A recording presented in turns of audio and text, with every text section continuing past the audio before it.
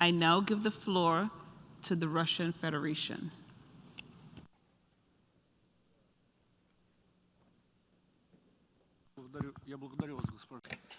Thank you, Madam President.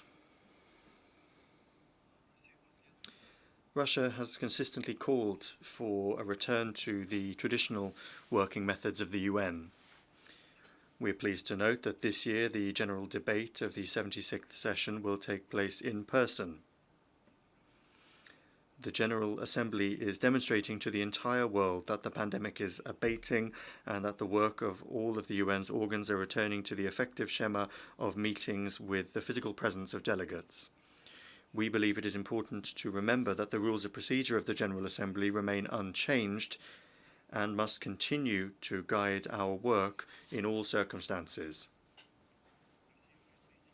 Russia joined the consensus on the decision that we just adopted because a number of countries are still experiencing travel restrictions. It is, however, our understanding that this decision does not create a precedent for the future and will be considered an emergency measure caused by these extraordinary circumstances. We also note that the decision does not address the issue of how exactly the speakers list for the general debate will be drawn up. Last year, the General Assembly took a similar approach. However, there wasn't a problem in this area because the leaders of every country were in the same situation and addressed the General Assembly through recorded video statements.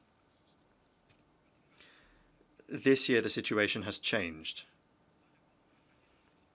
There will be high-level representatives of a whole number of states present in the hall, and so this gives rise to the question of whether they should cede their place on the speakers list to those who are going to give a video statement.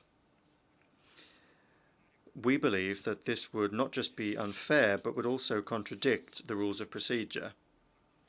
According to the current rules, representatives are considered to be participating in the work of the General Assembly only when they are physically present in the room.